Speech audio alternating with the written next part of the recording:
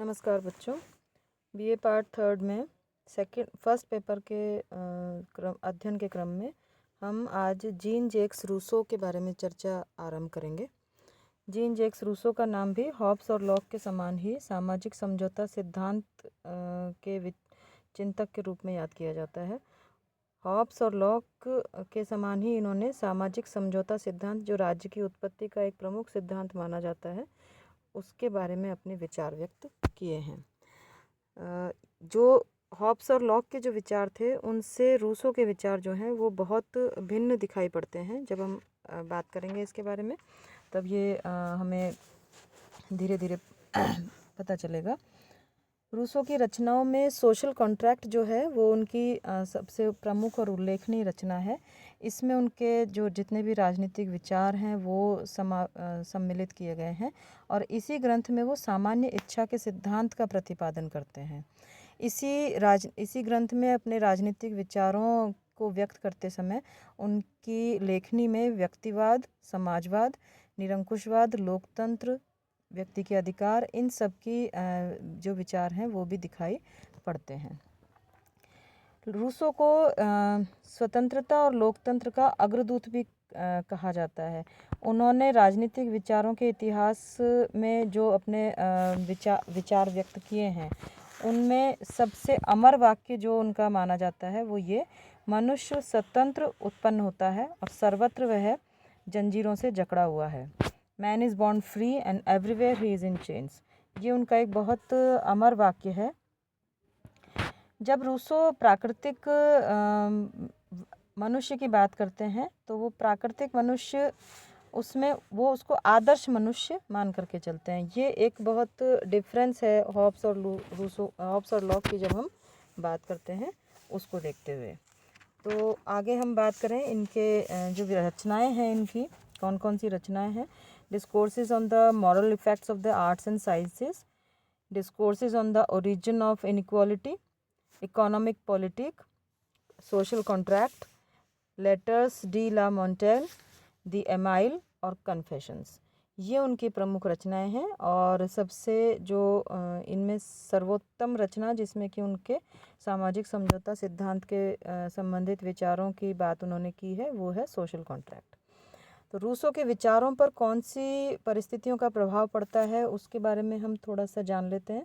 Rousseau के विचारों पर, जो भी उनके राजनीतिक विचार थे और जो भी सामाजिक समझौता सिद्धांत और बाकी के व्यक्तिवाद, लोकतंत्र और इन सब चीज़ों की उन्होंने बात की, उसमें जॉन लॉक का और प्लेटो का प्रभाव जो है वो बहुत ज़्यादा दिखाई देता है। हॉब्स और लॉक के जो विचार थे सामाजिक समझौता सिद्धांत के बारे में, उसका भी प्रभाव उनके ऊपर दिखाई पड़ता है। जो जिनेवा का जो वातावरण था, जहाँ पर उन्होंने अपना जीवन का काफ़ी समय व्यतीत किया, वहाँ पर भी उसके जो वातावरण था उससे भी रूसो काफ़ी हद तक प्रभावित हुए।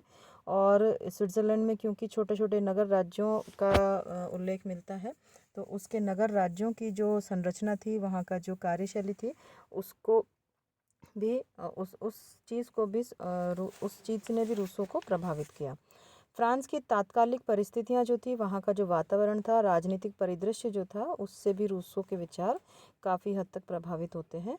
कि उनका जो सबसे बड़ा कंसर्न था वो ये कि निरंकुश राजसत्ता, जो सामंतशाही थी, जो चर्च के जो एक्सट्रीम चीज़ें जो देखने को मिलती थी, उनसे आम जनता जो है वो किस तरह से प्रताड़ित हो रही थी और उस प्रताड़ना से कैसे आम जनता को राहत मिल सकती है, कैसे उससे दूर किया जा सकता है, ये सब कुछ उसके बारे में उन्होंने बात की।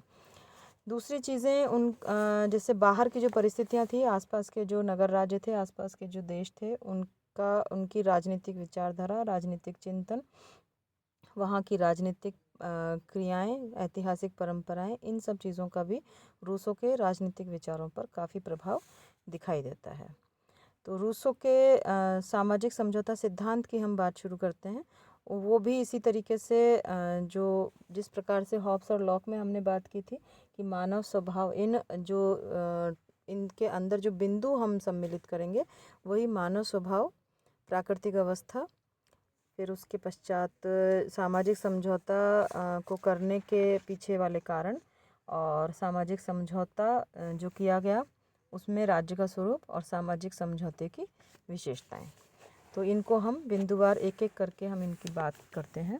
मानव स्वभाव को हम सबसे पहले देखेंगे। मानव स्वभाव किस प्रकार का रूसो ने बताया है।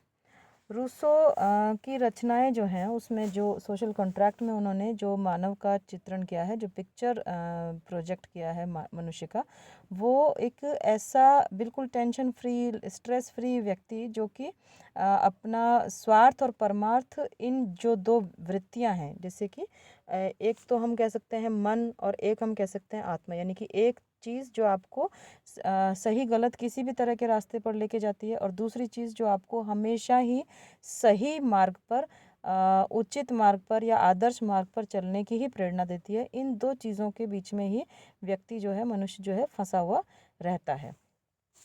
तो इस तनाव, इस आपस की कश्मकश जो है, इससे चेतना का जन्म बताया उन्होंने। और ये चेतना जो है वो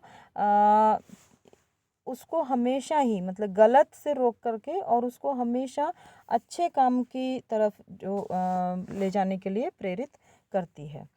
रूसो जिस आदिम मनुष्य की बात करते हैं वो एकदम शुरू में तो इस तरह का तनाव नहीं था, वो बहुत संतुष्ट व्यक्ति था, लेकिन धीरे धीरे वो चीज़ें बदलती गईं। रूसो प्राकृतिक अवस्था में जिस प्रकार का मनुष्य बताते हैं उसमें वो स्वाभाविक रूप से, नेचुरल तरीके से एक अच्छा, सुखी, सीधा व्यक्ति, चिंता रहित व्यक्ति, स्वस्थ, शांतिप्रिय और एकांत प्रिय व्यक्ति चित्रण करते हैं। हॉब्स के अनुसार तो वो सारा जितना भी नेगेटिव क्वालिटीज़ जो उन्होंने बताई उस तरह का था। लॉक ने जिस तरह का बताया कि हाँ, मतलब वो पॉजिटिव क्वालिटीज़ थी। रूसो के अनुसार जैसे जैसे समय बढ़ता गया तो वो टेंशन फ्री, जो स्ट्रेस फ्री व्यक्ति था, जो एकांत प्रिय, शांति प्रिय व्यक्ति जो था, उसमें इन दो वृत्तियों के कारण, जो मन और आत्मा, इन दो आवाज़ों का जो क्लैश है, इसके कारण ये चीज़ें जो है नेगेटिव होती गई और इसके कारण बाकी की समस्याएं जो हैं वो आगे सामने नज़र आने लगी। तो ये रूसो के विचार में जो एक उस टाइम की जो सभ्यता थी वो एक तनावग्रस्त सभ्यता उन्होंने बताया और इस कारण से मनुष्य के अंदर ये स्वाभाविक इच्छा उत्पन्न होती है कि वो एक ऐसी सभ्यता का निर्माण करे जहाँ पर स्वार्थ और परमार्थ में चेतना और विवेक के अनुसार समन्वय हो सके। तो चेतना, मैंने आपको बताया कि चेतना अच्छा कर्म करना चाहती है और विवेक का अर्थ है, विवेक का जो शाब्दिक अर्थ है, जो एक्चुअल अर्थ जो इसका है कि अच्छे और बुरे, उचित और अनुचित, सही और गलत में फ़र्क करने की जो क्षमता होती है वो विवेक होता है। फिर हम बात करते हैं प्राकृतिक अवस्था की। प्राकृतिक अवस्था जिस प्रकार की बताई है रूसो ने, उसमें मनुष्य प्रकृति की गोद में रहता था, उसका जीवन एकाकी था, वो वनों में विचरण करता था, उसमें सादगी थी, परमार्थ की भावना थी, कोई किसी तरह का टेंशन नहीं था, कोई किसी तरह की हिंसा नहीं थी, अपना आराम से अपने नोबल सैवेज की तरह रहता था। नोबल सैवेज यानी कि आदर्श बर्बर। वो एक भोला व्यक्ति, अज्ञानी व्यक्ति जिस तरह का हो सकता है, लेकिन बहुत उसमें सभ्यता जैसा कुछ उस जीवन में नहीं था, ऐसी प्राकृतिक अवस्था का चित्रण किया है। रूसो कहते हैं कि प्राकृतिक अवस्था अनैतिक नहीं हो सकती, इसको न तो सद्गुण की अवस्था कहा जा सकता है और इसमें धोखाधड़ी या युद्ध जैसा भी कुछ दिखाई नहीं देता। तो ऐसी स्थिति में समझौते के कारण क्या उपस्थित हुए उसके बारे में हमको समझना पड़ेगा कि ये आदर्श व्यवस्था थी, कहीं किसी तरह का अगर टेंशन नहीं था तो ये समझौता करने की आवश्यकता क्यों अनुभव की गई उस समय के मनुष्य के द्वारा, कि वो व्यक्ति जो उस समय का जो मनुष्य था वो एक नॉर्मल, एक आज़ाद पंछी की तरह प्रकृति की गोद में अपना आनंद पूर्वक रह रहा था, लेकिन जैसे जैसे उसके विवेक, उसके ज्ञान की और उसकी चेतना की वृद्धि हुई, वैसे वैसे कुछ चीज़ें जो हैं वो बदलती चली गई। धीरे धीरे समाज बढ़ा, धीरे धीरे लोग जो हैं वो अपना परिवार जैसे अस्तित्व में आया, फिर परिवार आया तो पर्सनल प्रॉपर्टी की बात जो है वो सामने आई, फिर पर्सनल प्रॉपर्टी के कारण कि ये मेरा, ये तेरा, इस तरह की चीज़ें, तो धीरे धीरे वो स्वाभाविक जो अच्छी क्वालिटीज़ थी वो ख़त्म हो गई और दूसरी तरह की जो बुराइयां थी वो शुरू हो गई।